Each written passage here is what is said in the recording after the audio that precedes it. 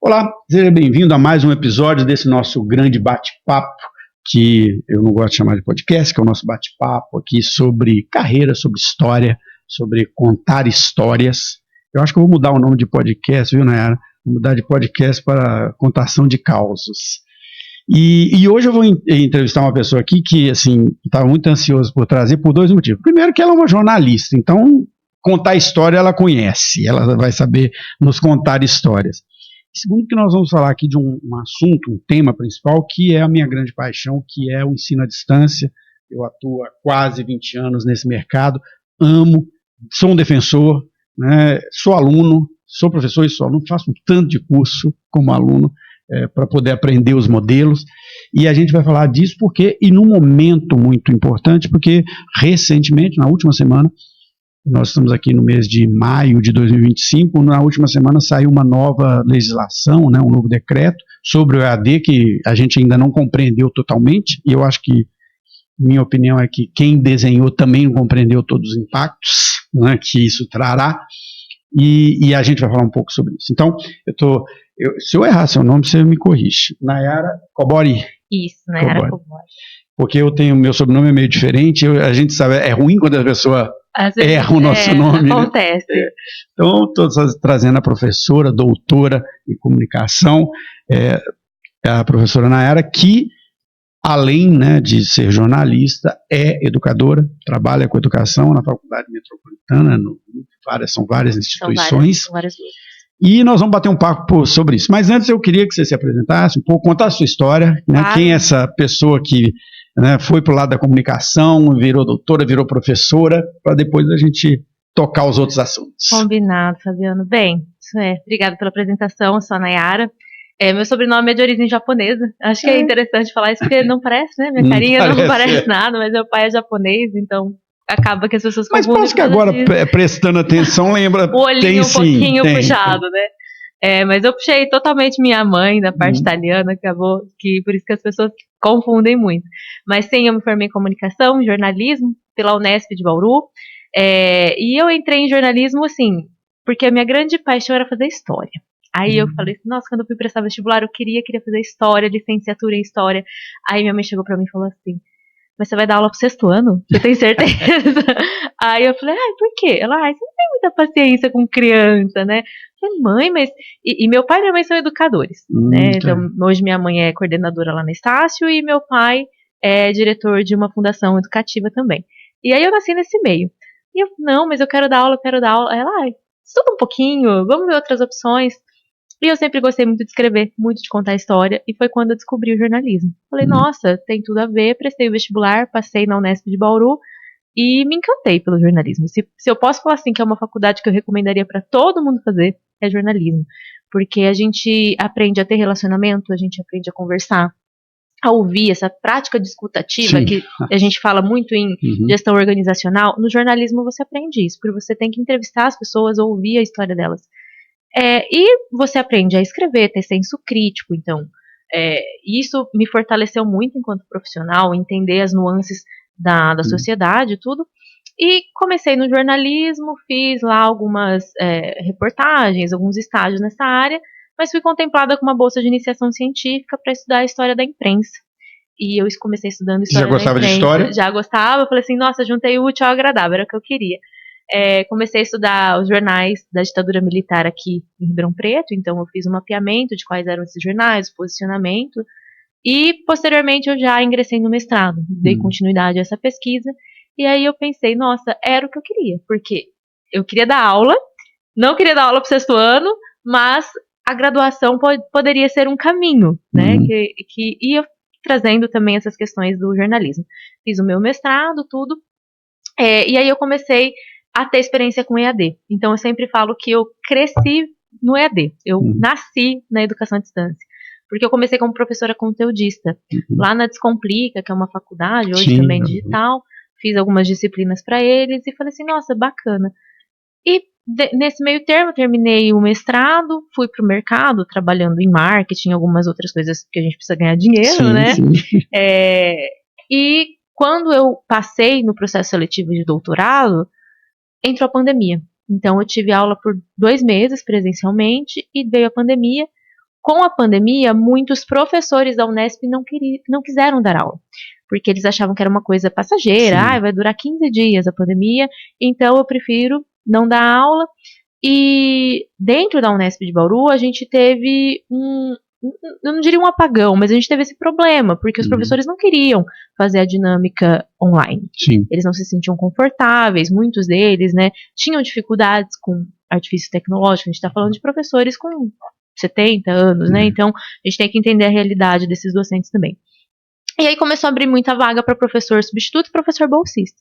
Eu falei, tô Vamos aqui lá, mesmo, né, tô aqui, não tô fazendo nada, vamos tentar. E prestei o processo seletivo, passei e comecei a dar aula para esses alunos que estavam em dinâmica de pandemia. E eu fiquei encantada, porque quando você domina as ferramentas e quando você entende o público, você consegue fazer uma aula bem feita. Eu dei aula pro curso de Relações Públicas, né, lá da Unesp. Eu dava aula na parte de marketing e de metodologia científica. Duas disciplinas, principalmente de metodologia científica, muito difíceis, porque você tem que encantar os alunos com pesquisa. E eu sempre falava assim para eles, eu não vou sentar aqui e falar 4 horas, que é o horário que vocês têm de aula, e ficar falando para vocês com um monte de câmera fechada. Não jogar um tanto de conteúdo aqui. Não funciona. Eu sempre falei para eles, não funciona. Então a gente adotou uma dinâmica em que a gente tinha aulas gravadas de modo assíncrono, e no momento síncrono a gente fazia grupos de debates, eu aplicava com eles metodologias ativas, então árvore de problemas, ou fazia consultoria particular com horário agendado para cada um dos alunos para atender com um pouco mais de eficácia, e deu muito certo. Tanto é que depois a Unesp quis renovar meu contrato, tudo. Fiquei quase 2 anos lá na Unesp nessa dinâmica, quando a Metropolitana me chamou.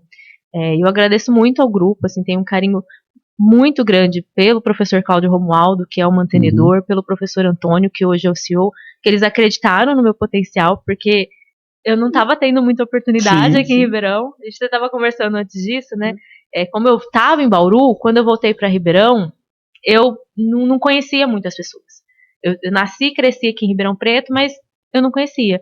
E eu batia nas universidades, assim, falava, me dá uma chance, por quê? E aí todos eles assim, tem que ter processo seletivo. E nunca abria processo seletivo. Aí eu falei, tudo bem. E aí os dois acreditaram em mim, viram uma experiência e falaram assim, não, aqui a gente quer que você seja coordenador. Na época eu fui contemplada com cargo de coordenação de conteúdo EAD. E qual que era o meu papel nisso? Era entender os cursos, saber os cursos que eles ofereciam e produzir conteúdos autorais da própria faculdade para os nossos discentes. A gente estava percebendo que eles não estavam mais felizes, não felizes assim, mas eles não estavam sendo contemplados como eles precisavam com conteúdos só de fornecedoras de conteúdo. Né? Então eles falavam assim, falta humanização, falta aquela cara do professor, né? Esse é um problema às vezes do EAD, mas deixa você falar, depois a gente entra no... Aí eu falei assim, não, tudo bem, então vamos estudar, vamos ver o que tem. E na época o Antônio, né, o CEO, falou assim, olha, a gente quer trabalhar com videoaula. A gente quer aula gravada, a gente tem um estúdio muito simples aqui, mas eu quero investir nisso. Eu falei, não, tudo bem, videoaula eu conheço, tem conhecimento do jornalismo, que a gente acaba aprendendo essas questões, mas eu acho que a gente tem que ter um plus. E aí eu sistematizei, junto com o Antônio, uma lógica de produção. Hoje a gente tem quase 5.000 aulas produzidas pela Faculdade Metropolitana, então é um montante muito grande. Área de gestão, educação, psicologia, veterinária, né? Então a gente tem muita coisa. Também em aulas práticas, então eu vou até laboratórios, vou até centros de estética, vou até consultórios, então a gente faz essa dinâmica. Fui até em fazenda para gravar aula. Então a gente traz essa personalização do conteúdo para o discente e deu muito resultado. Nossa, muito resultado. Tem tanto gancho que eu quero pegar no que você falou agora que eu não sei nem por onde começar. A nossa conversa vai levar umas 2h30. Oh, meu Deus, então bora. Bom, primeiro eu vou tentar organizar os ganchos e depois deixando você falar, porque senão eu vou falar um tanto de coisa. O primeiro gancho é você falar sobre história. Foi a minha grande paixão, foi a primeira faculdade que eu comecei, mas não terminei, por causa daquela história, você precisa ganhar dinheiro, né? Acabei casando muito cedo. Meu filho quer fazer história, está com 16 anos de idade agora, e a decisão dele, a escolha dele é a história, eu apoio muito. E eu entrevistei uma pessoa que fantástica, chamada Rodolfo Cruz, que é um doutor em história, e a gente falou muito sobre isso que você falou. E é exatamente o que sua mãe te disse. Ela falou assim, ele falou, eu sou apaixonado por história, sou professor de história, ele recentemente até me deu um livro dele que ele me presenteou, mas ele falou, cara, 30% dos formados em história dão aula. Dão aula. Os outros, tem mais 30% que trabalham de alguma forma com história, no museu, de alguma coisa, e o resto tem outro negócio. Sim. E a esposa dele é mestre em história e não trabalha com história, não trabalha com educação, não trabalha com outra coisa. Então, primeiro gancho é esse aí. E isso, de certa forma, a gente estava batendo esse papo antes, e eu estava te contando da minha experiência de dar aula para um curso de jornalismo esse ano, e sobre empreendedorismo, de certa forma, atinge o jornalismo também. Né? Hoje tem muitos alunos que não conseguem se posicionar profissionalmente na área, ou não é... Ou como é esse mercado? O jornalismo ele tem o problema da falta de regulamentação da profissão. E é algo assim, hoje eu dou aula no curso de jornalismo também da faculdade, e é algo que os alunos me perguntam muito, né? Professor, eu vou sair daqui e como é que vai ser? Né? Então, o que eu tento quebrar neles? Primeiro, a ilusão, o imaginário de que eles vão sair de lá e vão para Globo. Vão ser os novos âncoras do Jornal Nacional. Não é assim que acontece. Pode ser, né? A gente sempre nunca vai sabe. ter uma pessoa. A gente nunca sabe.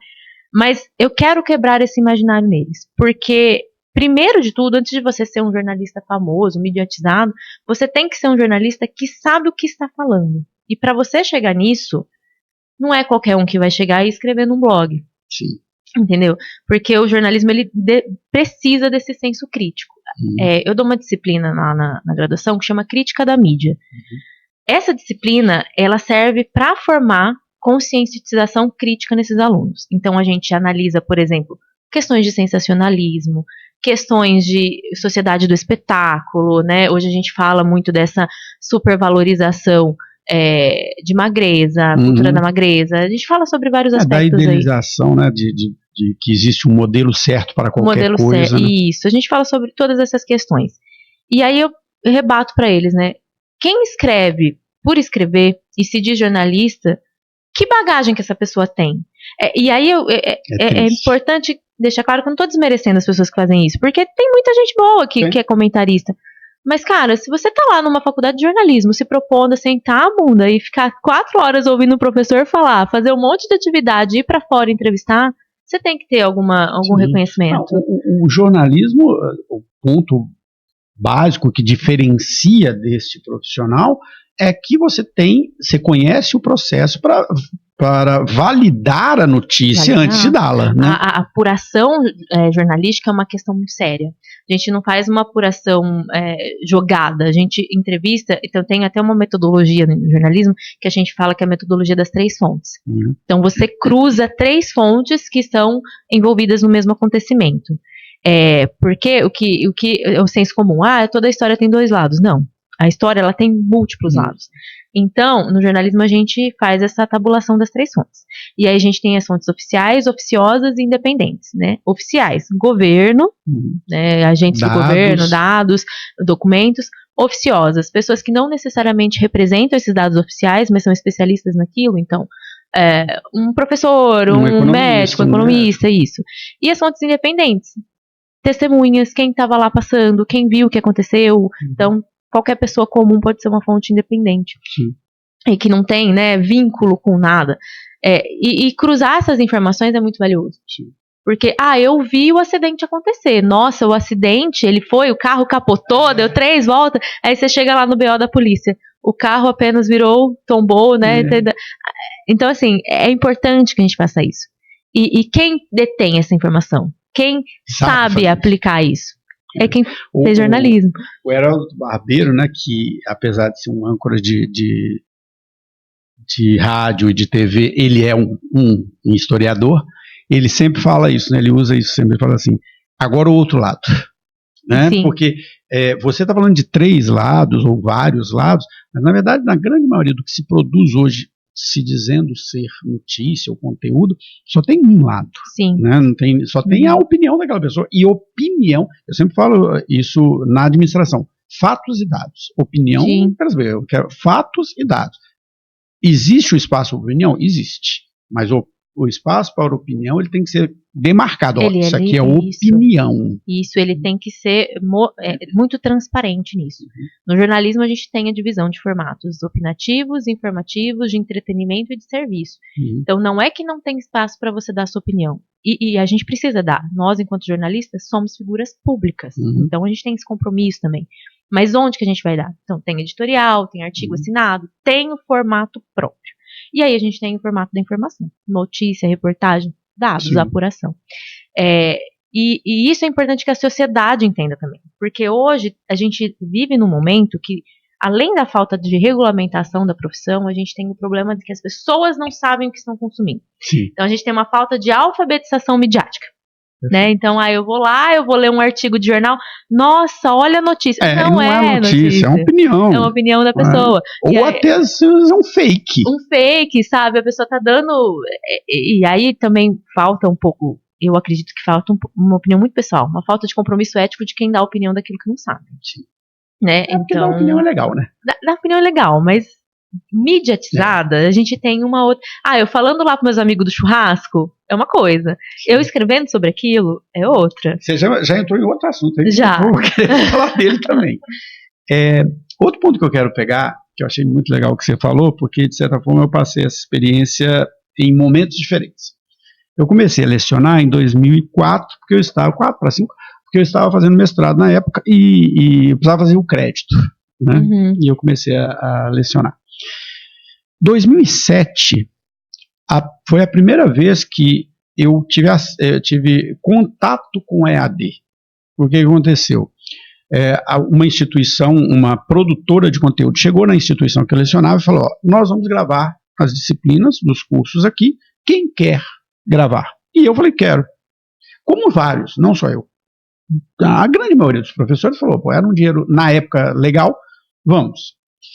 A primeira vez que eu gravei uma videoaula, um dia eu vou te mostrar essa videoaula, era aqueles estúdios gigantescos, com câmeras de televisão, com diretor. E o diretor falou assim para mim: tem essas 3 câmeras, você fala aqui, se você achar que você vai errar, esquecer o que você vai falar, outra coisa, você vira para outra câmera, porque eu salvo essa daqui e pego a outra imagem aqui. E se você assiste esse vídeo hoje, parece que eu estou assistindo uma partida de tênis, porque eu fico assim: olá, tudo bem? Né? Assim o tempo todo. Quando eu terminei de gravar essa primeira disciplina, eu falei: caramba, eu não sei fazer isso. Eu sei dar aula na sala de aula, mas isso aqui eu não sei fazer. E muitos dos meus amigos, parceiros, colegas de trabalho falaram assim: né, isso é besteira, isso não vai para frente. A gente tem aula o resto da vida para dar. Eu não vou fazer isso de novo, não. Nossa, que sensação horrorosa. Eu não quero fazer isso. Eu falei: não, eu quero. Eu quero aprender esse negócio, porque esse negócio aqui é o futuro, eu acreditei nesse negócio. E eu fui fazer cursos. Eu sou mineiro, e um dos primeiros cursos que eu fiz na sala de aula, isso não incomodava, mas no vídeo incomodava, que era a questão de falar a palavra inteira, né, a dicção. Na sala de aula eu posso falar pra, nós, né? Os maneirismos, né, o né, toda hora. Exatamente. No vídeo não. Sim. No vídeo isso tem outro peso. Então eu fui fazer oratória, eu fui fazer uma série de coisas, e para isso, quando chegou a pandemia, olha que coisa interessante. Quando chegou a pandemia, foi a época que eu mais trabalhei com EAD. Por quê? As produtoras me ligavam assim: professor, nós precisamos urgente gravar uma matéria, um material, uma disciplina, só que o professor que a gente contratou não deu conta. Ele não sabia fazer. Sim. Ele não... É aquilo que você falou das pessoas que... Professores, né, não se interessa, não quer fazer. E a gente precisa, e a gente sabe o que você faz. Eu tenho uma formação meio louca, porque eu tenho a formação de administração, mas eu gosto muito de filosofia, eu gosto muito de história, eu gosto muito de antropologia, então eu tenho umas pós-graduações disso. Eu sou aluno de EAD o tempo todo, então eu já fiz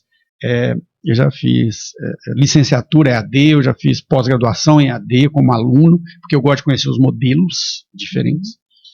E eu acabei gravando coisas loucas, assim. Eu gravei disciplinas sobre direitos humanos, disciplinas sobre ética, disciplinas sobre negócios, porque as produtoras estavam loucas atrás de gente que sabia fazer igual a mesma história sua, Sim. né?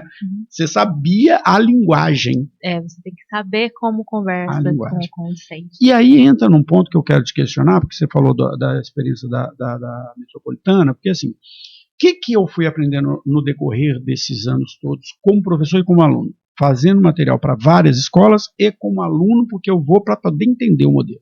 Tem modelos e modelos. Sim. Tem modelos muito bons e tem modelos que são uma enganação. E nesse sentido eu acho que era necessário um freio mesmo em algumas coisas. Porque tem uns que são, né, assim, ridículos no sentido de qualidade. E uma das coisas que eu mais percebo, e aí para mim tem uma dicotomia aí, eu queria a sua opinião, que é o seguinte: para mim o que é mais rico no EAD são os momentos síncronos.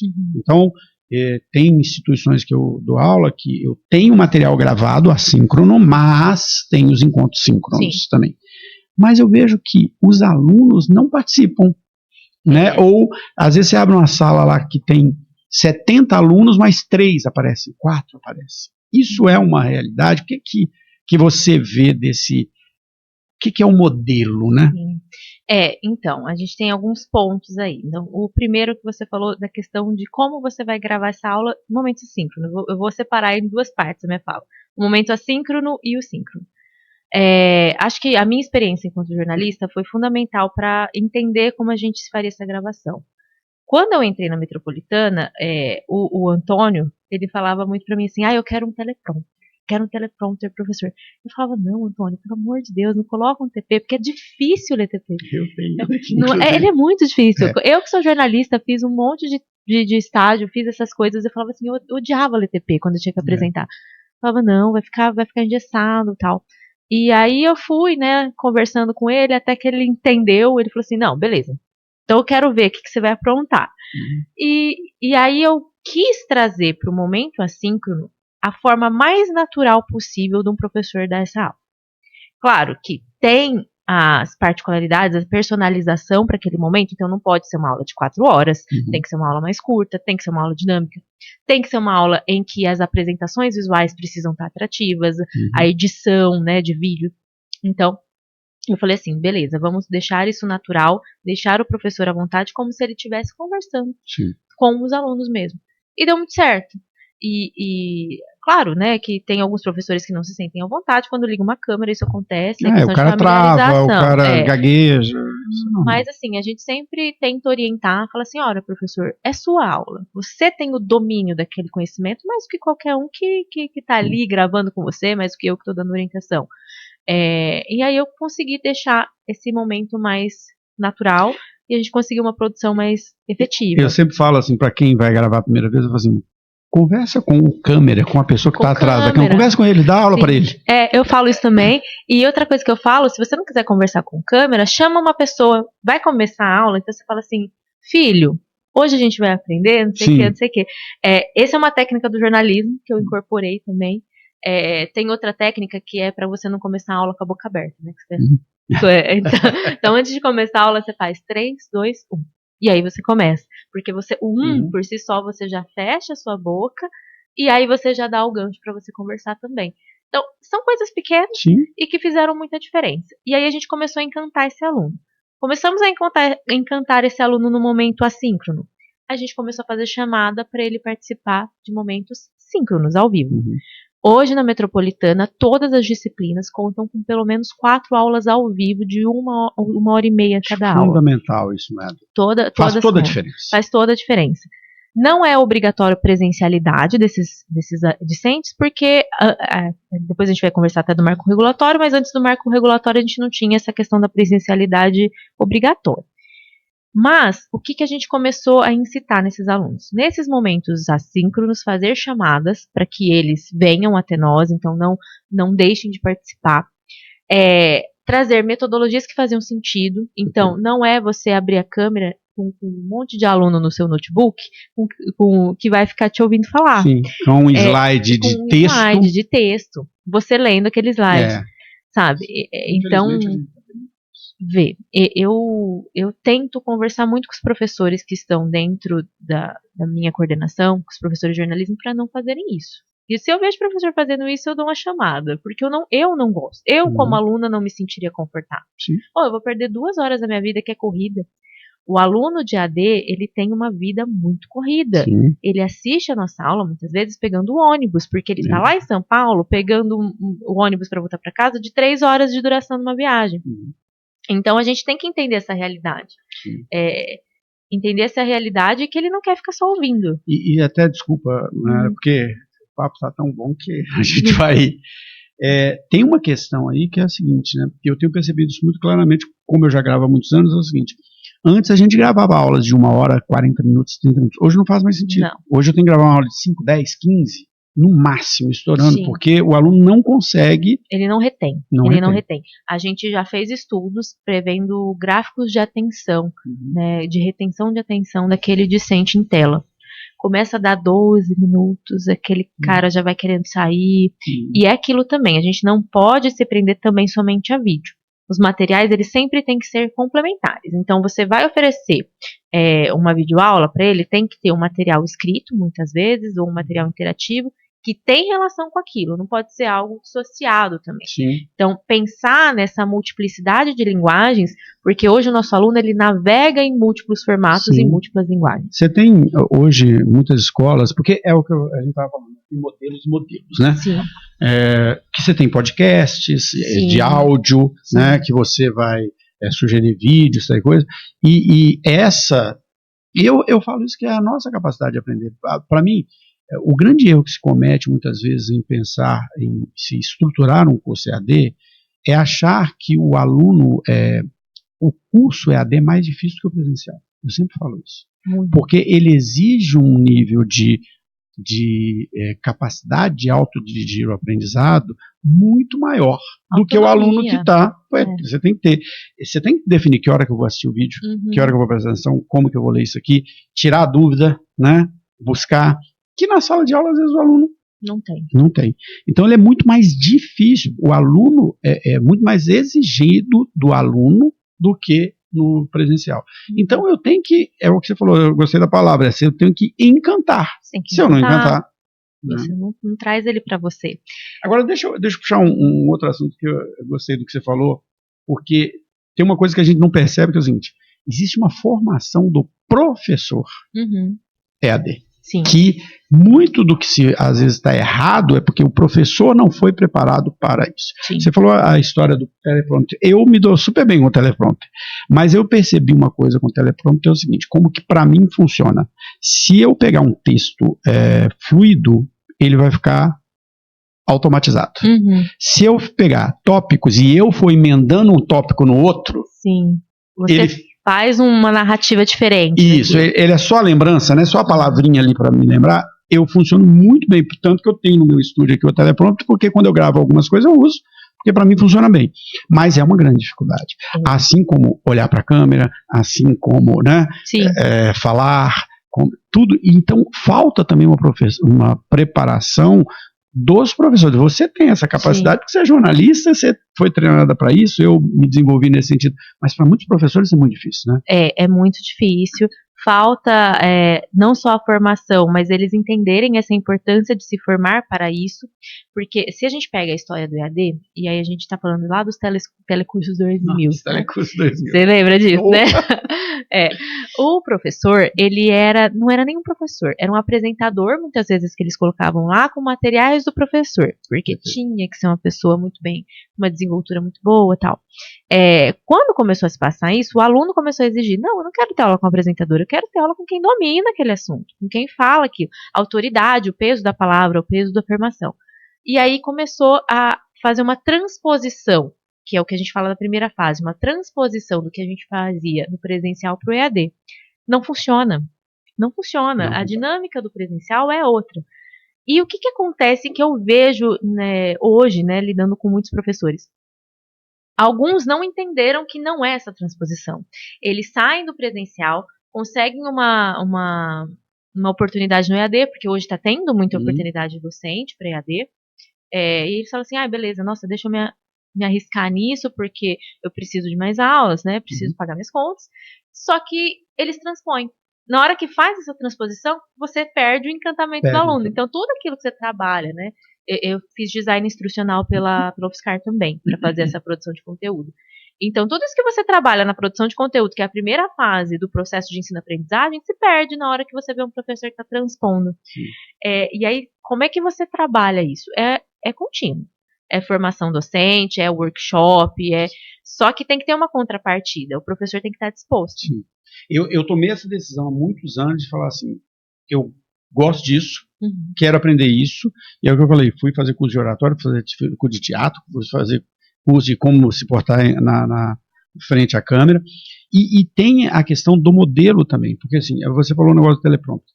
Tem modelos que eu gravo em alguns estúdios, que é o seguinte, tem uma mesa aqui na frente, eu fico parado, uma câmera aqui na frente, eu falando o tempo todo para essa câmera, né?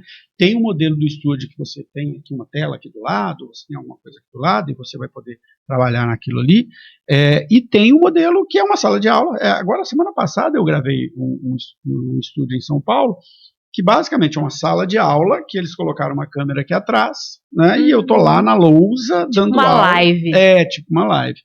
E cada modelo exige uma competência do professor diferente, né? Porque, por exemplo, esse modelo estático, que você fica parado em frente à câmera, você tem que trazer alguma coisa. Se é sentado, é outra coisa. Se é no teleprompter, é outra coisa. Né? Tem uma multiplicidade de modelos, mas eu acredito muito nisso que você falou.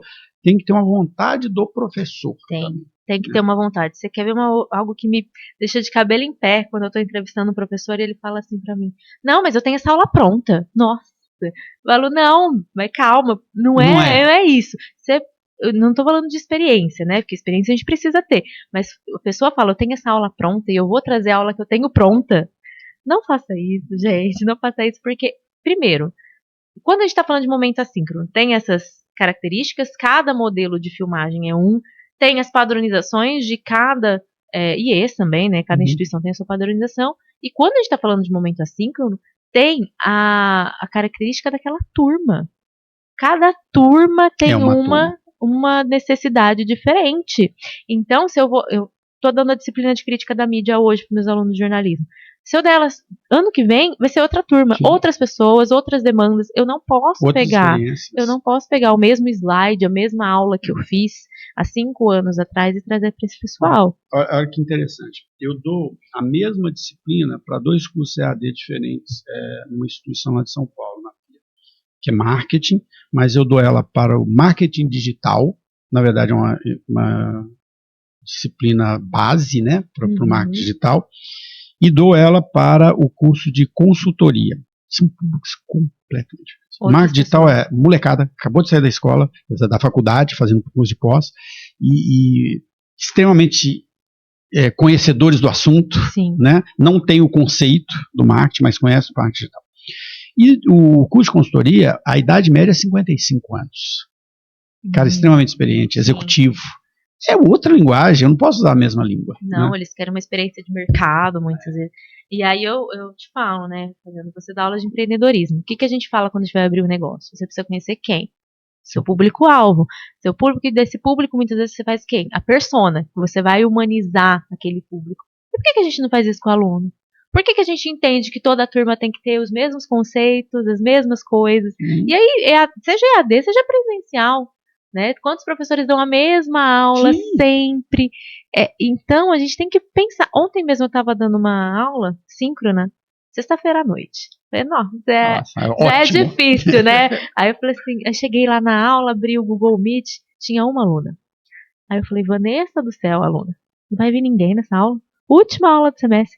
Ela, professora, tá todo mundo estudando. Eu falei, não, você vai mandar uma mensagem pro povo, vai falar que eu vou ensinar eles a mexerem com inteligência artificial aplicada ao marketing. Quero ver. Do nada a sala encheu. Aí eu falei, olha como é que vem, né? Encantei. E por que eu fiz isso? Gente, a gente tá falando disso. Eu tô dando uma aula de marketing pra uma sala numa sexta-feira à noite. O que eles querem aprender? Eu acabei de escrever um artigo que eu coloquei no CONEDU, no Congresso de Educação, agora em setembro, acho, outubro. E o título do artigo é o seguinte: não é o aluno que evade, é a sua aula que é chata. Sim.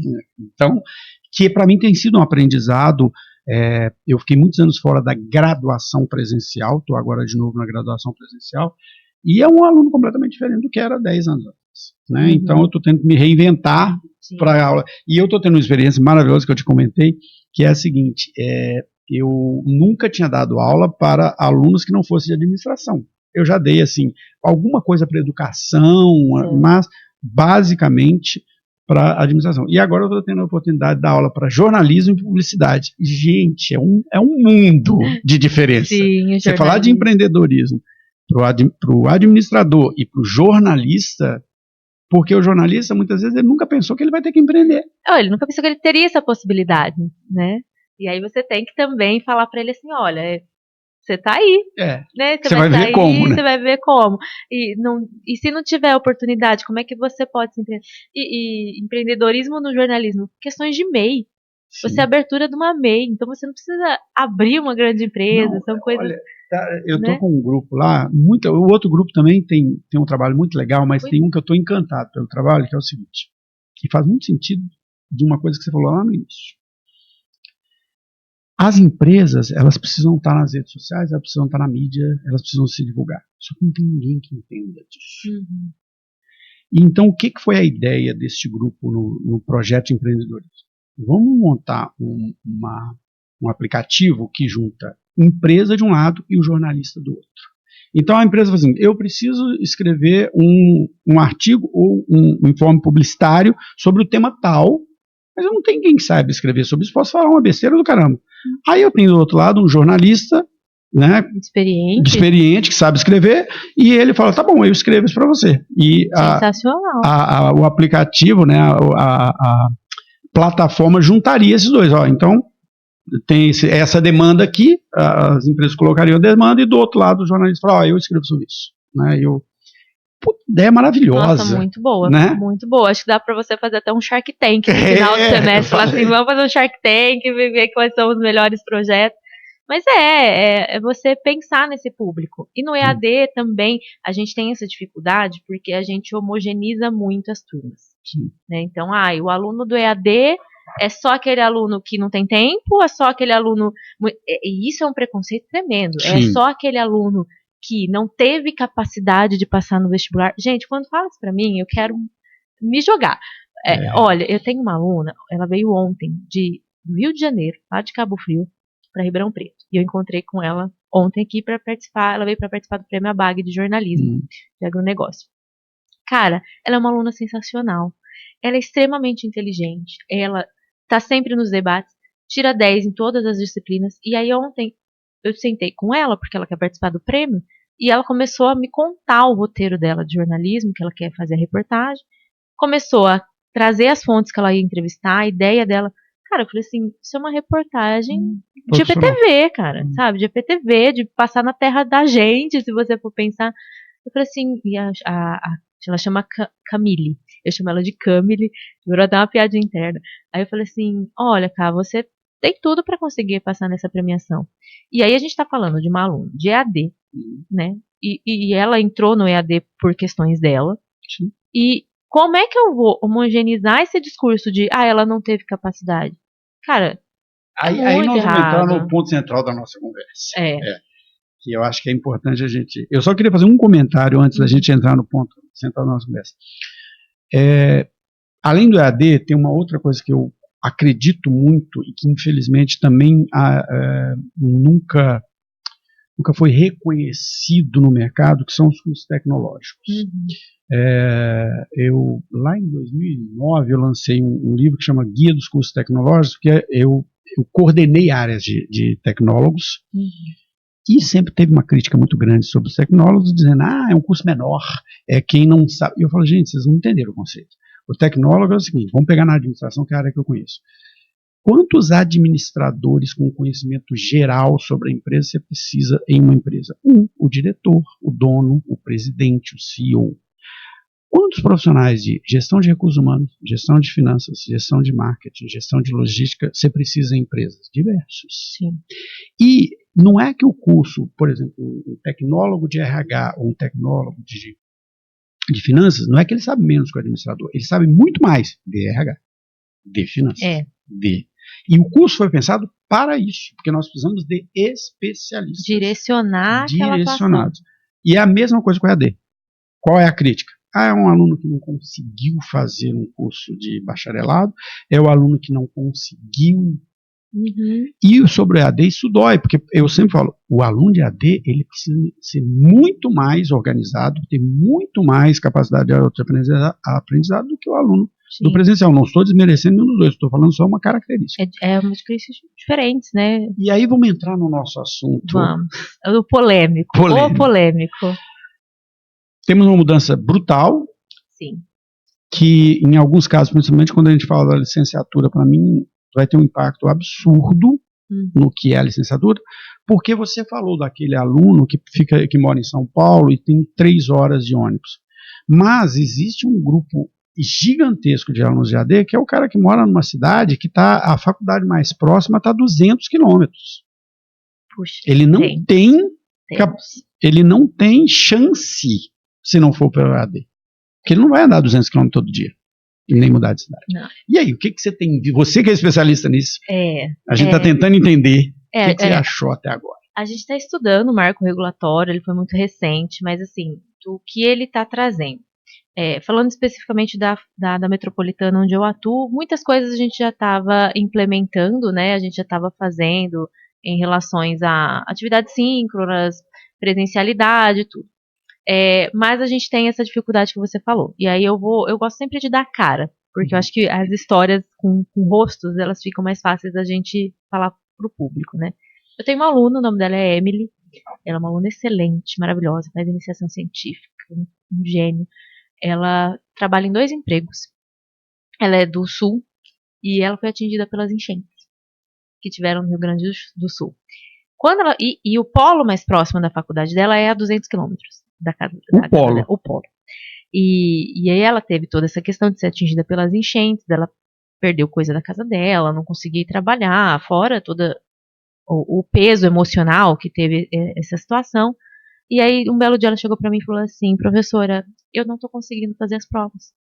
Eu estou nessa situação, aconteceu isso na minha casa, aconteceu isso no meu emprego, né, a questão da enchente. O que eu faço? E ela nunca deixou de fazer uma prova, nunca deixou de participar das aulas síncronas. Eu falei: Emily, calma, vou ver com a direção em termos burocráticos o que a gente pode fazer e te dou uma resposta. Permitimos que ela fizesse tudo online, demos um prazo a mais para ela realizar isso, e ela fez tudo certinho, tirou nota máxima e depois ela se organizou para voltar à normalidade. Então, por que eu quis trazer a história da Emily? Com o novo marco regulatório, até que ponto eu vou ter flexibilidade para entender situações atípicas sem prejudicar o desenvolvimento desse aluno? Porque aí a gente está pensando numa aluna que sofreu com a enchente, sofreu porque está longe do polo, tem 2 empregos para se manter, e aí ela vai ter que obrigatoriamente ir no polo 4 vezes na semana. Como é que ela vai fazer isso? Virou presencial, né? Virou presencial. Ela não faz o presencial porque ela precisa disso. Uma aluna boa, uma aluna que participa das coisas, faz reportagens excelentes nos trabalhos práticos. E aí? Então a gente não sabe muito bem como que vai ser a realidade para esses alunos. A gente vai ter que adaptar, claro, na medida do possível. Mas a gente precisa entender que tem essas situações. Sim, eu acho que tem três modelos, 3 tipos, histórias, não tem milhares de histórias, mas a gente pode meio que classificar. Primeiro, isso que você falou, a pessoa que mora numa cidade do interior, que não tem uma faculdade perto, não tem um polo perto, e ela quer estudar, caramba, tem que incentivar que a pessoa estude. Tem essa realidade. Tem a segunda realidade, que é a pessoa da grande capital, que para ela se deslocar, e isso eu vivi muito, que eu morei muitos anos em São Paulo e dei aula muitos anos em São Paulo, que é a história de você ter que se deslocar e não dá tempo, porque você sai do trabalho às 6 horas da tarde, até você chegar na faculdade, comer alguma coisa, você vai chegar 8 horas da noite, e aí você não consegue fazer o curso presencial.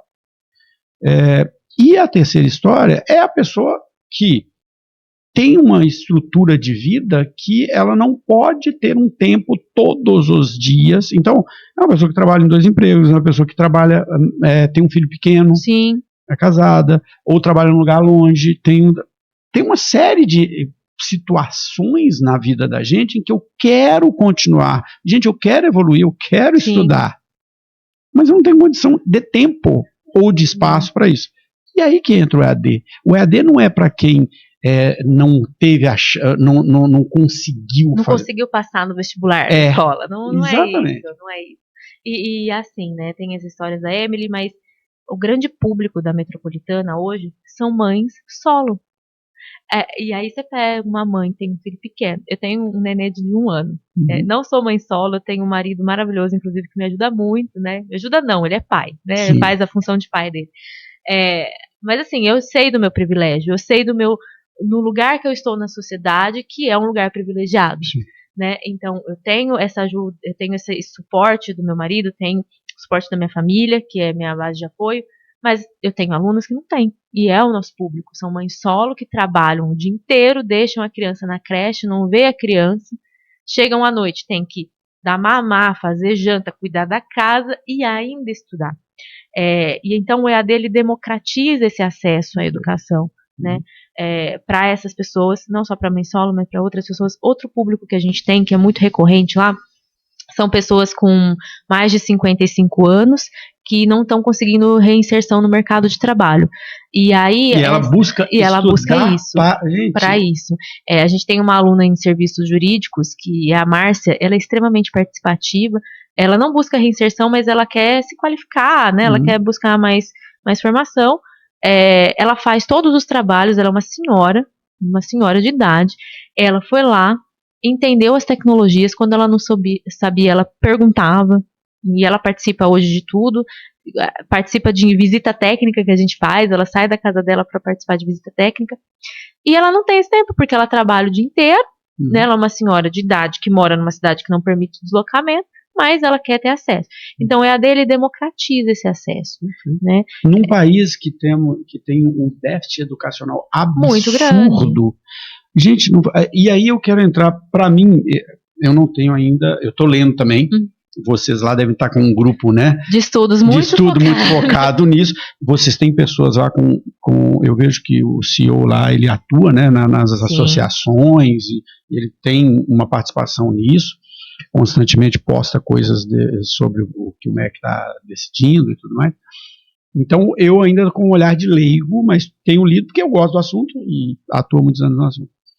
Para mim, o que mais chamou a atenção foi a questão das licenciaturas. Por quê? Porque nós temos um déficit absurdo de professores para o ensino fundamental e médio no Brasil. Falta gente.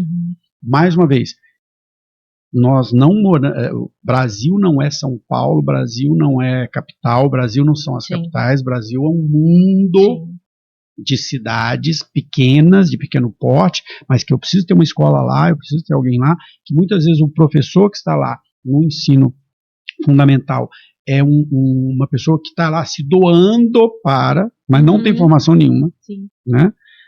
Extremamente mal remunerado, e aí eu viro e falo assim, tá bom, a licenciatura que vai dar essa oportunidade de eu democratizar a educação, inclusive no ensino fundamental, vai ter que ter 20% presencial e vai ter que ter mais 10%, se não me engano, síncrono.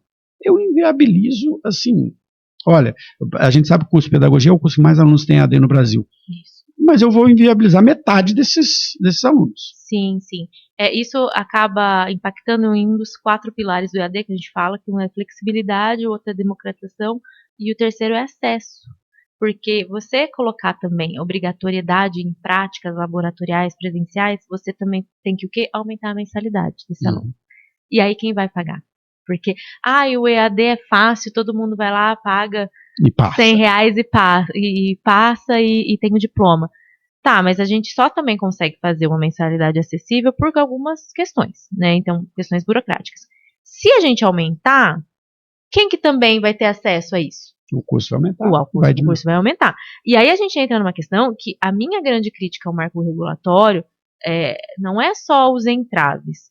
Porque eu acho que, beleza, tinha algumas unisquinas, então, assim. Isso que eu ia falar. A gente tem que fazer uma meia-culpa também em algumas coisas. Tinha algumas coisas que eu acho que precisava de fiscalização, sim. Agora, minha grande crítica não adianta só você burocratizar o ensino superior se você não valoriza o docente, Então, esse docente vai sair formado, vai ganhar 5 horas a hora-aula, para dar aula, para uma turma de 70 crianças gritando. Com todos os outros problemas que tem. Tá? E até hoje não se falou disso. Até hoje, e nos 2 governos passados, não se falou de melhoras de condição docente. Quando fala, fica só na utopia. Sim. Né? Quando tem manifestação de professor, você abafa a manifestação, porque ele está ganhando menos. Né? E também não se fala de valorização docente, não se fala de melhorar o ensino fundamental e médio. Hoje a gente tem uma taxa de analfabetismo funcional muito grande. Acabou de sair o INAF agora. INAF, e só pegar um momento, sim. por favor. Desculpa, aqui é o assunto tá bom demais. A minha dissertação de mestrado é sobre analfabetismo funcional, porque eu comecei a dar aula em graduação de administração durante o mestrado. Eu ia falar sobre um outro assunto, né? Meu mestrado nem é administração, eu ia falar de outro assunto. E eu comecei a dar aula, eu virei para o meu orientador e falei assim: Daniel, as pessoas não sabem ler, não sabem interpretar, não sabem interpretar texto, não sabem fazer uma conta. Ele falou: isso é um conceito chamado analfabetismo funcional. Coincidentemente, esse meu orientador, apesar de ser administração, tinha um livro escrito sobre isso, Analfabetismo Funcional, o mal nosso de cada dia. E a minha dissertação foi analfabetismo funcional entre alunos de curso de administração na cidade de São Paulo. Porque eu falei, gente, não dá, tem alguma coisa errada. E o que está errado? Aí você volta no ensino básico. E aí você entende o que está errado no contexto inteiro. Né? Desculpa só a digressão aqui, porque você tocou num tema que... Mas e aí você pensa, Fabiano, você tem esse índice de analfabetismo funcional que ainda é grande no Brasil. É responsabilidade das escolas de ensino superior, das instituições de ensino superior, sanar isso? Não é da graduação. Entende? A gente tem que se virar com isso. A gente tem que se virar. A gente tem os nivelamentos, toda instituição de ensino superior tem. Mas não é a nossa obrigação. Não. A gente precisa de um aluno que já tenha um repertório anterior. E aí que eu te falo que é uma complexidade, minha grande crítica ao marco regulatório é isso. Porque eles querem burocratizar isso, falando assim, não, mas a gente quer formar profissional de qualidade. Só que chega pra gente, e aí é outra realidade do EAD também, mas de todas, não só do EAD, do presencial também, mas chega pra gente um aluno que é analfabeto funcional. Né? Tá acontecendo uma coisa muito interessante. O meu filho ele tem 16 anos e ele quer fazer história, quer ser professor, e ele está fazendo parte de um projeto em que eles vão para escolas públicas lecionar. Então ele começou no semestre passado, ajudando na alfabetização de crianças de 6, 7 anos. A primeira vez que ele chegou aqui, ele disse: pai, os meninos têm 7 anos, não sabem ler, tem 8 anos, não sabem nem o que é letra. Beleza. E esse ano, além dos meninos de 7, 8 anos, eles começaram a pegar meninos de 7, alunos de 7º e 8º ano. Eles estão no 2º, né? Ele e a namorada dele fazem parte desse projeto. Hoje são coordenadores do projeto. Legal. E olha que coisa interessantíssima. Nas 2 últimas semanas, ele está indo para as escolas ensinar os professores a usar o sistema EAD do governo, porque os professores não sabem. Não sabem. Então, você vê assim, é o que você falou, se eu não valorizo este professor, se eu não pago bem para ele, se eu não capacito, porque vejam, tem que ser um projeto de uma escola particular que leva os alunos para lá para capacitar, ele está capacitando professores. Quem deveria estar fazendo isso? Você está pegando um orçamento privado para fazer um trabalho que é de política pública, né? E essa é a complexidade. Então, não é a culpa da instituição de ensino, não é da instituição de ensino superior, perdão, não é a culpa da modalidade do ensino, é uma teia de complexidade em que você precisa de valorização docente. Esse professor valorizado em remuneração, em condições de trabalho, em apoio, suporte psicológico, você consegue fazer com que ele ensine melhor. Você ensinando melhor, você diminui a taxa de analfabetismo funcional. Então, assim, né?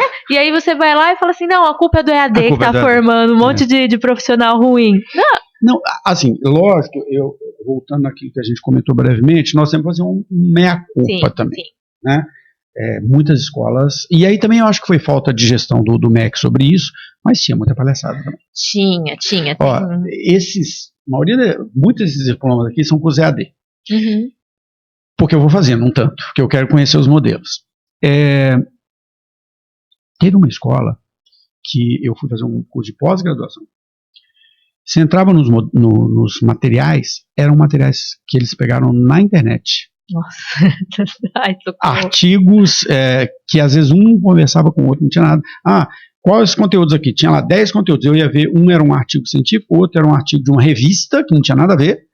Aí tinha um link para uma aula no YouTube que alguém gravou, sabe o pessoal que grava a aula? Sim. E aí às vezes o link estava quebrado, você não conseguia acessar, e no final me deram um diploma. Eu falei, gente... Você tá fazendo uma aula gratuita no YouTube que você nem precisava estar pagando. Exatamente. Não tinha um material proprietário, não tinha nenhum planejamento por trás dos materiais. E eu falei, gente, esse pessoal está oferecendo isso como um curso de pós-graduação. A gente tem que realmente fazer essa meia-culpa. Como eu disse, tem muitas unisquinas, né? A gente brinca com esse termo. Por quê? Porque elas acham que vender curso é você fazer igual a gente faz na Hotmart. Abre lá e coloca qualquer coisa e vende e dá um certificado para a pessoa. Isso é perigoso. Isso o MEC também precisa avaliar. Acho que é necessário avaliar de perto. E não só isso, também capacitar os avaliadores do próprio MEC. Né? Então a gente tem essa questão de muito avaliador que não tá nem aí, vou passar mesmo, deixa eu passar essa universidade. Avaliador que encrenca por coisa pequena. Que não tem nada a ver com a qualidade do curso. Que não tem nada a ver. A gente já recebeu o avaliador que era contra EAD. E aí a subjetividade de avaliação dessa pessoa. Né? Graças a Deus, hoje a maioria dos nossos cursos reconhecidos tem nota 5 e 4, e da Metropolitana. E eu faço parte da equipe multidisciplinar, né, que recebe esse pessoal do EAD, que faz toda a parte de visita e reconhecimento. E assim, eu falo com propriedade, a gente se esforça muito para cumprir os requisitos, cumprir os indicadores, então a gente faz bem feito e o 4 e 5 não é à toa. Mas a gente já chegou a receber avaliador que era contra EAD e queria canetar. E por outro lado, a gente já recebeu avaliador que a gente falava, ele estava olhando para outra coisa. E essa questão de subjetividade é muito difícil de controlar, né? É muito difícil. Claro que você precisa de uma sistematização, os objetivos. Mas, aí eu devolvo a pergunta, né? Tá vendo? Porque a gente tem 4 e 5, eu sabendo desse esforço. Tem universidades que tem 4 e 5 e são universidades do jeito que você falou. Sim. Então, quem que tá avaliando? Quem tá avaliando, exatamente. O processo avaliativo, eu participei de vários credenciamentos de cursos e depois de validações de cursos. Tecnólogos, não EAD. O EAD eu nunca participei desse processo, mas de tecnólogo eu participei. E eu vejo isso que você falou. Tinha avaliadores e avaliadores. Tinha avaliadores que falavam assim, mas tecnólogo não é curso, não é curso superior. Então, como assim não é curso superior? Lei Diretriz e Base de 1996, pode ir lá, que é um curso superior sim, né? E tem toda... E existe essa... Quando eu comecei a atuar com o curso tecnólogo, eu falava sempre na instituição assim, gente, nenhuma instituição tem tradição em tecnólogo. Se a gente fizer um belo de um curso com qualidade, nós podemos ter isso. E a mesma coisa do EAD. A Metropolitana é um exemplo disso. Ninguém tinha EAD há 20 anos. Sim. Se eu fizer um belo curso de EAD com qualidade, eu posso ser o referencial nisso. Agora, tem instituições que enxergaram isso como caça-níquel, como fizeram com tecnólogo e como fizeram com EAD. Tá bom, esse um custo baixinho, eu pago pouquinho para o professor, uso o material dele durante 10 anos, o material está extremamente desatualizado. Sim. Né? A gente tem que ter um olhar mais sensível para essas questões. Então, eu não posso falar em nome das outras instituições, mas da Metropolitana eu posso, e eu sei que a gente faz um bom trabalho, porque eu estou envolvida nisso. E aí, assim, a Metropolitana, ela nasceu com o Cláudio Romualdo, que é o mantenedor hoje, que ele é doutor em educação. Ele é doutor em psicologia, mas ele veio dessa área de educação, ele veio da filosofia, fez mestrado, e ele sempre atuou no ensino. Ele era do Moura Lacerda, depois ele foi para a FATES de Pirassununga. Então, é uma pessoa envolvida em processos educativos. Sim. O Antônio, mesma coisa. Quando o Antônio veio para a Metropolitana, ele era professor de uma instituição de ensino privado, que começou a coordenar curso, o Cláudio viu potencial nele, e ele foi promovido a diretor. Então, assim, você pega duas pessoas que estão envolvidas com educação para fazer um curso de educação, para fazer uma instituição de ensino superior. Ok. Agora, a gente tem faculdades que você não tem pessoas envolvidas com ensino superior, você tem pessoas envolvidas com educação. né? Você tem uma pessoa que está lá e fala assim, isso que você falou, nossa, uma oportunidade de eu ganhar dinheiro, deixa eu abrir aqui. Sim. Você, era pra ser bem mais nova que eu, e você entrou no mercado educacional num outro mundo que é o mundo atual, das grandes instituições gigantescas que saíram comprando todo mundo. Eu vivi esta transição. Eu comecei a lecionar numa instituição que tinha 5 mil alunos, que para São Paulo, na cidade de São Paulo, era nada, era uma instituiçãozinha pequena. Em Ribeirão seria uma grande instituição, Sim. mas lá era uma instituição pequena, mas que tinha um educador por trás. Tinha uma pessoa da educação que valorizava. Né? Tinha uma coisa linda nessa instituição, ela já era uma universidade que, com uma família, várias pessoas tinham problema de visão, eles tinham um trabalho lindo com cegos lá. Tinha dentro do campus tinha uma casa para ensinar cegos a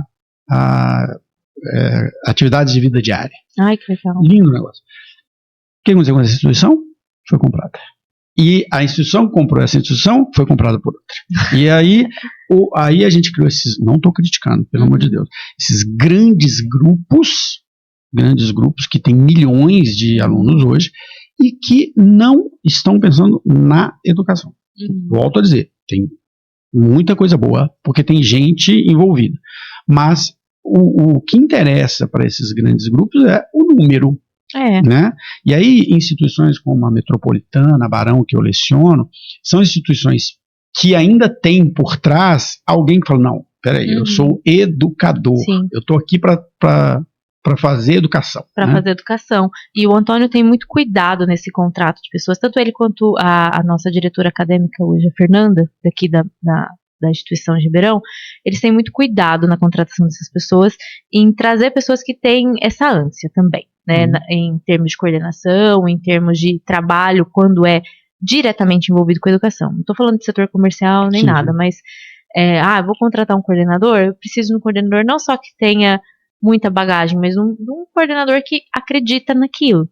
Então, os meus colegas coordenadores, por exemplo, eu vejo que todos eles falam com muita paixão de ensinar, falam com muito, né, carinho dos alunos. A gente conhece aluno pelo nome no EAD, então, você lembra do aluno fulano de tal? E isso é muito maravilhoso, né? Quantas instituições o coordenador não conhece quem é o aluno? Nem no presencial. Nem no presencial. Então você vai falar assim, o aluno tal, o coordenador fica assim, não lembro quem que é esse aluno. Só vai lembrar do aluno ruim. Aquele aluno que destruiu o banheiro, eu sei quem que é. Né? Então a gente tem um carinho muito grande pelos alunos, a gente tem essa paixão por educar. Eu acho que isso que faz hoje, e eu sou muito feliz de estar na Metropolitana, falo com muito orgulho de estar com eles, que é esse carinho por educar. Né? Esse carinho pelos nossos alunos, carinho pela educação e sentimento disso. Eu preciso ensinar para alguma coisa. Não vou ensinar para só ter matrícula. Sim. Né? Olha, eu tô chateado porque o nosso tempo já tá... Já tá acabando. Eu ficaria mais tempo aqui, mas é sábado. Você tem uma filha de 1 ano de idade, né? Eu tenho, um filhinho, na verdade, um neném. De 1 ano de idade, então eu não posso... mas você vai ter que voltar aqui pra gente falar de outros assuntos. Mas o que você falou, assim, eu vejo isso não só na escola particular como pública e em todos os níveis educacionais. A educação no Brasil, infelizmente, é muito pouco valorizada. Né? A gente sabe, você falou de ganhar 5 reais por hora, que é a realidade. Claro que eu exagerei, né? Foi um superlativo. Mas posso te falar, na educação básica pública não deve ser muito longe disso, não. Com toda tá muito certeza, desvalorizado. Não é longe disso. Mesmo nas particulares, a gente vê uma gradativa desvalorização disso.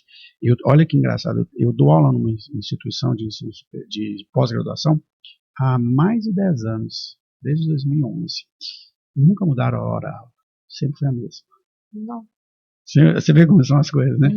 Então há uma desvalorização grande, eu vejo isso. Então, quem atua com educação é apaixonado. Sim. Lógico que tem o dinheiro, mas tem a paixão. Tem que ser apaixonado. Aquela professora do ensino básico que vai para aquela escolinha que não tem estrutura nenhuma, que as crianças chegam ali, meu filho tem comentado com uma dificuldade absurda de entender letra, né, e ela vai lá e educa essa criança, né, isso é paixão. Eu estava quase 15 anos fora da graduação, tinha parado de lecionar em graduação em 2009, 15 anos. e voltei para a graduação agora, e assim, nossa, é apaixonante a graduação. Graduação, após, ela é legal, mas a graduação é diferente. A graduação é diferente, a gente tem esse carinho, a gente tem pessoas que a gente lembra. As pessoas, né? Você muda a vida das pessoas. Muda a vida. Eu tenho um aluno, quando eu dei aula na Unesp, o nome dele é Eric. Nossa, eu não esqueço dele jamais. E assim, toda vez que eu vejo alguma coisa dele, eu tenho um carinho. Foi a primeira turma que eu dei aula, né? E quando eu terminei a aula, quando eu terminei as aulas do semestre, eu pedi um feedback, né, para cada aluno responder se ele quisesse. O Eric me falou, você transformou minha vida, não sei o que, essas coisas assim, que a gente sabe que parece frase de efeito, né? Não. E não é, porque teve um dia que eu conversei com o Eric, depois que eu já tinha dado aula para ele, e ele falou assim, professor, eu lembro de todas as suas aulas. E aí você fala assim, poxa, você nem percebe o impacto que você tem na vida da pessoa. Né? Não, desculpa, deixei a câmera em mim aqui, no dia de ter voltado, você falou uma história tão legal. E é isso, né? A gente é apaixonado. Né? Lógico que tem a questão do dinheiro, lógico que sempre vai ter. A gente pode ser hipócrita, né? Porque a gente precisa comer, beber, pagar a conta dos filhos, querendo ou não. E sinceramente, assim, eu quero que você volte e traga outras pessoas da instituição também, porque a gente deixou um tanto de gancho aberto aqui. Nossa! A gente podia falar que é o analfabetismo funcional, que é um negócio que eu adoro falar. E que é importantíssimo. Acabou de sair o resultado do INAF agora, mostrando isso. A gente pode falar da qualidade no EAD, como a gente acabou de falar. Voltar a falar depois que a gente tiver um entendimento maior do marco regulatório. Então, quero muito que você volte aqui. Tá? Vou pedir para você se despedir, né, falar o que você quiser fazer, chamar o pessoal para o seu curso, né, falar da instituição e depois eu encerro aqui. Combinado. Bem, pessoal, então fica aqui o convite para vocês conhecerem a Faculdade Metropolitana. Eu sou coordenadora especificamente do curso de jornalismo, mas eu estou envolvida nas pós-graduações, na produção de conteúdo educacional, tanto de pós quanto de graduação. Então, caso vocês tenham interesse em outro dos 30 cursos que a gente oferece, podem contar comigo. Fica o convite aberto para vocês conhecerem as nossas instituições também. A gente tem polo aqui, 2 polos em Ribeirão. Vamos abrir um polo que vai juntar os 2 lá na Francisco Junqueira, né? Que está bem grande. Enorme. Está muito bonito. E fico aberta assim, para dúvida, pode me adicionar no Instagram. O Fabiano fica aí, convite para você compartilhar. O Fabiano podem me acionar lá, porque vai ser um prazer receber vocês. E a Metropolitana também faz vários eventos, então se vocês não seguem a faculdade no Instagram, podem seguir, é FAC Metropolitana. Lá a gente tem eventos abertos que vocês podem participar gratuitamente para conhecer, palestra valendo certificado, muita coisa boa. E eu só queria agradecer o convite. Voltarei aqui com o maior prazer, vai ser muito gostoso fazer esse bate-papo. Se você quiser outros nomes para vir comigo conversar, a gente está sempre aberto. E é isso, adorei o bate-papo. Eu também. Bom, assim, eu criei o Mais Que Um, né? Depois eu vou te contar a história do Mais Que Um, que ela tem uma história mais antiga, mas o podcast Mais Que Um eu criei para falar um pouco sobre carreira. Então eu trago muita gente de RH para falar aqui sobre carreira, trago pessoas para contar suas histórias de carreira, profissionais de outras áreas também, área financeira, área de logística. Primeiro, eu já trouxe um tatuador aqui para falar de carreira, então a gente fala. Mas tem um tema que me apaixona, que é a educação. Eu já trouxe vários professores aqui, e a gente falou de temas aqui, né? Assim, eu sou um grande defensor do EAD, eu acredito muito, atuo com isso há muitos anos. E, nossa, ficou um tanto de gancho. É porque realmente eu queria falar mais, mas eu tenho que respeitar aqui o seu tempo e o tempo que você me cedeu tão gentilmente, porque eu sei da dificuldade que é, não só, né, na sua atuação profissional, mas, né, na sua vida pessoal, como mãe, como esposa, como, né, toda a nossa atuação como pessoas também na sociedade. Sim. Então, gente, eu só tenho a agradecer, porque assim, o Somos Mais Que Um tem sido um aprendizado gigantesco para mim. Eu já tive uma experiência semelhante no passado, de conversar com pessoas assim. Eu falo, na era que uma coisa que é uma riqueza muito grande do Somos Mais Que Um é o seguinte: quantas vezes por dia a gente para? Quantas vezes por mês a gente para 1 hora e olha um para o outro assim e conversa? A gente não faz mais isso, né? E isso tem sido uma riqueza muito grande, e esse é um assunto que me interessa muito, por isso que eu quero que você volte realmente.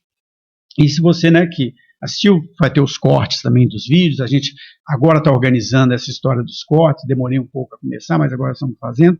Vai ter os cortes, vai ter muito corte legal aqui da Nayara, porque tem muitos assuntos interessantes. E você que é jovem, está escolhendo uma carreira, não tenha preconceito com EAD, não. Pode ser o caminho desde que você tenha a sua capacidade, sua vontade de fazer isso. Se você está no meio da carreira, como ela contou aqui, né, e quer me reposicionar na carreira, também é uma oportunidade. O EAD traz uma oportunidade muito legal nesse sentido. E para você que já está, olha, eu achei que eu ia aposentar com 55, mas agora eu vou ter que aposentar com 65, e o que eu vou fazer nos próximos 10 anos? Faz um curso, aprende. Um assunto que a gente podia ter abordado, que não abordamos, mas vamos abordar na próxima, o aprendizado ao longo da vida, porque hoje é uma realidade. Educação continuada, fundamental. Continuada, a gente vai ter que discutir isso.